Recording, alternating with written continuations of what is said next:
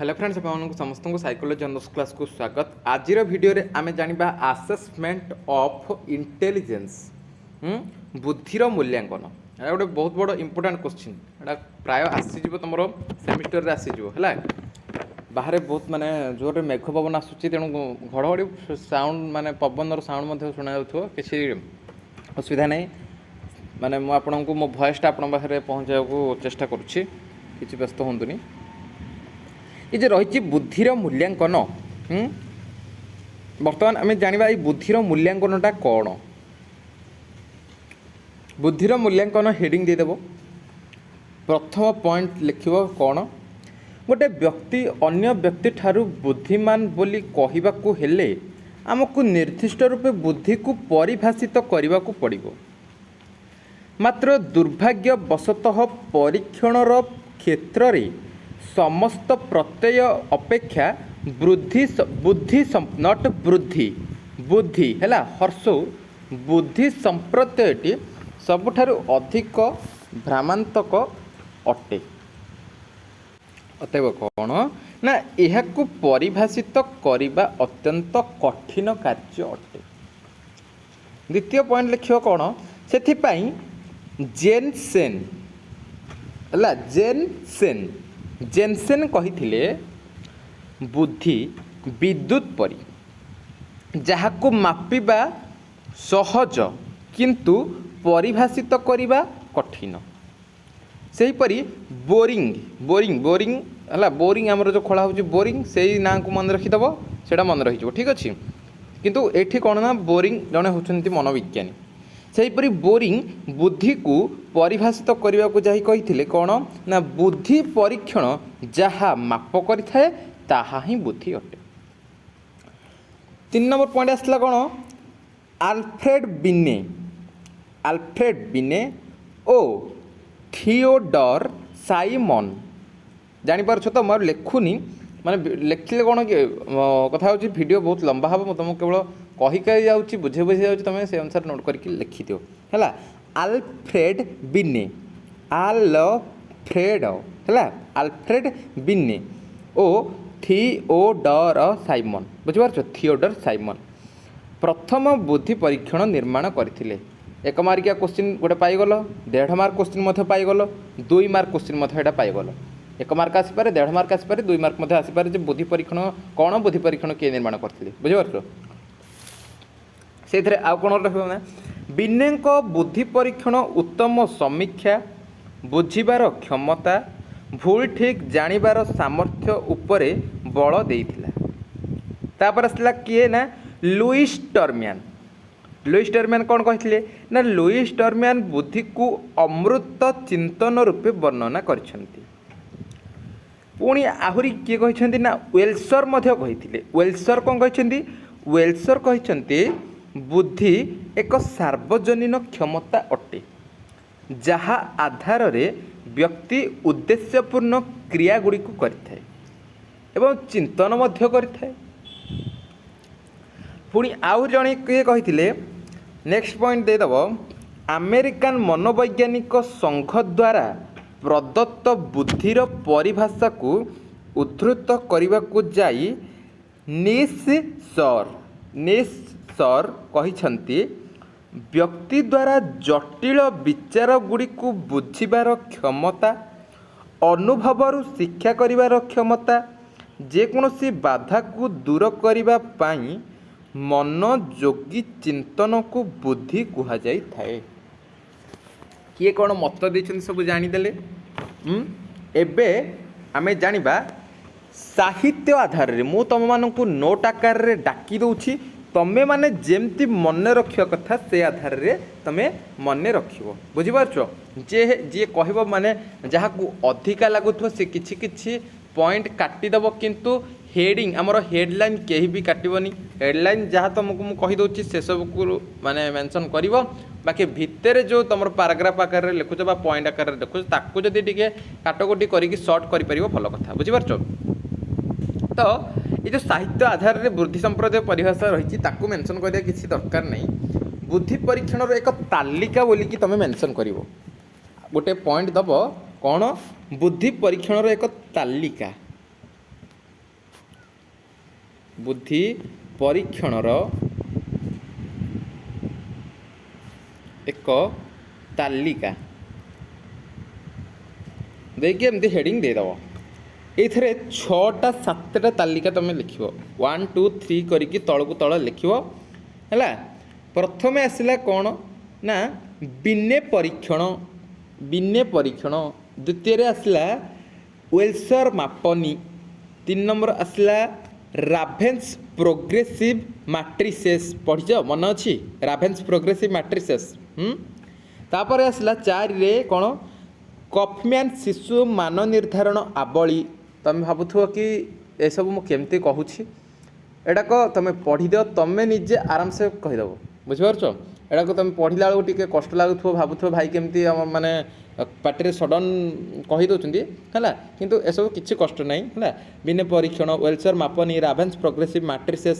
कफम्यान शिशु मान निर्धारण आवली तापर तुम 5 नंबर रे आसला कौन ना डिफरेंशियल एबिलिटी स्केल तापर 6 रे आसला कौन दासनाग्लिएरी कॉग्निटिव असेसमेंट सिस्टम है। तापर 7 रे आसला तुम कौन ना test of test of early childhood development ठीक अच्छे ये तुम लिखिदेव किसी ना सब बारंबार पार्टी प्रैक्टिस करदेव लिखिदेव मन रही। तापर आम कौन दबा ना एक जो आम लिखिले कौन बिन्ने परीक्षण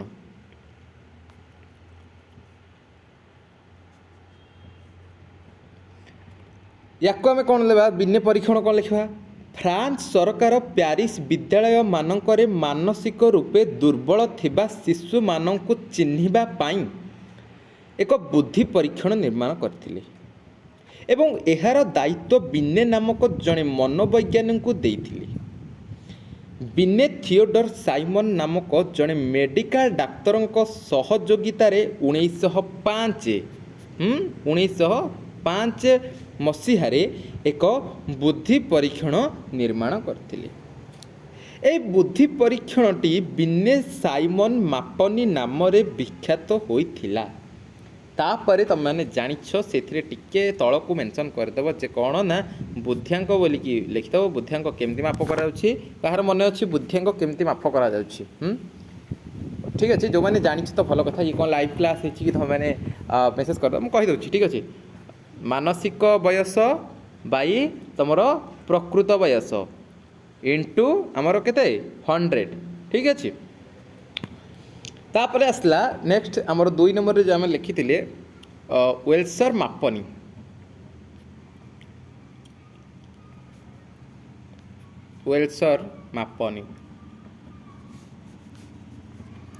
ये परीक्षणटी न्यूयॉर्क बेलभ्यू हॉस्पिटल बेलभ्यू है माने एमती लिखिदेव बेलभ्यू हॉस्पिटल बा बेलभ्यू मेडिकल लिखिपार ठीक अच्छे किसी असुविधा नहीं। बेलभ्यू हॉस्पिटल मनोविज्ञानी डाभिड वेल्सर है डाभिड वेल्सन द्वारा विकसित होइथिला। WAIS मापनीटी वेल्सर वयस्क व्यक्ति मानक बुद्धि मापिबा पाई केबे 1939 मसीहारे विकसित होइथिला। ये जो WAIS टी 16+ माने 16 एभव जो अच्छी व्यक्ति बा पिला बा से जहाँ भी हो 16+ व्यक्ति 16 एभव पर्सन मानक पाई उद्दिष्ट होइथिबा बेले WISC एटा टिके मु लिखि दउची बुझी जिवा संग संग WAIS एटा का को मानक पाई 16+ जो माने रहिथे। तापर आसिला WISC एटा को मानक पाई एटा 6 वर्षरु आरंभ करी 16 वर्ष बयस पर्यंत माने व्यक्ति मानक पाई उद्दिष्ट रहिथिबा बेले हैला आउ कोटा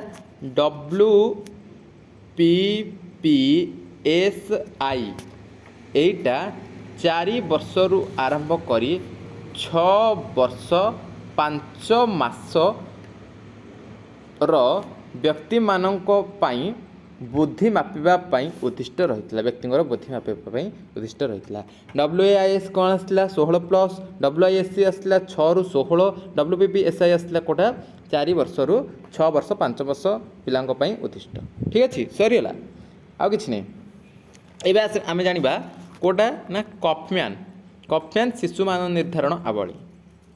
लिखिदे कफम्यान शिशु मान निर्धारण आवली हेडिंग देदेव है कफम्यान शिशु मान निर्धारण आसला कौन ना एमती लिखिदेव फास्ट KABC हूँ कौन ना कफम्यान शिशु मान निर्धारण आवली KABC एमती देदेव ये मूल्यांकनटी आधुनिक स्नायु विज्ञान उपरे आधारित बुद्धि तथा कृतित्वर संयुक्त परिमाप अटे पुणी आसो कौन ना ये KABC कफम्यान शिशु मान निर्धारण आवली गुड़िक केते ना 2 एमती माने 2.5 वर्ष आम जो कहूँ है 2.5 बा 2.5 वर्षरू 2 वर्ष अधे जो आम कहूँ 2 वर्ष 6 मासरू हाँ 2 वर्ष 6 मास बोली ठीक हम 2 वर्ष 6 मासरू 12 वर्ष 6 मास बयसर शिशु मानक पाई उद्दिष्ट एथिरे मोट्रे 16टी उपपरीक्षण रही है केतेटा ना ये कफम्यान शिशु निर्धारण आवली KABC कौटी ना 16टा आमर कौन उपपरीक्षण रही है आउ 10टा रही है 10टी उपपरीक्षण मानसिक प्रक्रमण यौगिक प्रदान करें ये जो 16टी हाँ पे बुझे दूसरी 16टी जो उपपरीक्षण रही से कौन ना 10टी उपपरीक्षण मानसिक प्रक्रमण यौगिक प्रदान करें अन्य 6टी उपपरीक्षण कृतित्व प्रदान करें मोट आसला 16टी 16टी 6टी उपपरीक्षण मानसिक यौगिक प्रदान करें मानसिक प्रक्रमण यौगिक प्रदान करें आउ 6टा कौन करें ना कृतित्व मापनी करें बुझेगा तापर आमर आसला नेक्स्ट पॉइंट विभेदक क्षमता मापनी विभेदक क्षमता मापनी विभेदक क्षमता बा दक्षता मापनी एलियट द्वारा विकसित होइथिला का द्वारा एलियट द्वारा विकसित होइथिला एहा 2 वर्ष 6 मासरू 18 वर्ष एटा केते ना 2 वर्ष 6 मास बा 2.5 वर्षरू 18 वर्ष बयस मध्य विभिन्न व्यक्ति क्षमता को मूल्यांकन करें नेक्स्ट आसला दासनाग्लियरी संज्ञान मूल्यांकन पद्धति आम जो कही दासनाग्लियर कॉग्निटिव असेसमेंट सिस्टम है दासनाग्लियर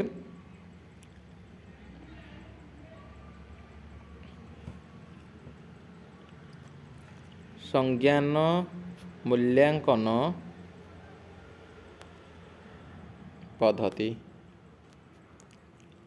भावुव एटा कि बड़ बड़ माने हेडिंग जाक कि हेडिंग जाक ही तुम लिखिले तुम मार्क भल आसो बुझिपार संज्ञान मूल्यांकन पद्धति दास और नाग्लियरी द्वारा विकसित एक उत्तम परीक्षण अटे यही परीक्षण दास और नाग्लियरी एवं किर्बी लिखिदेवी Kirby PASS model of intelligence उपरे आधारित पास मॉडल ऑफ इंटेलिजेंस उपरे आधारित ओके ये थिला तमर असेसमेंट ऑफ कौन इंटेलिजेंस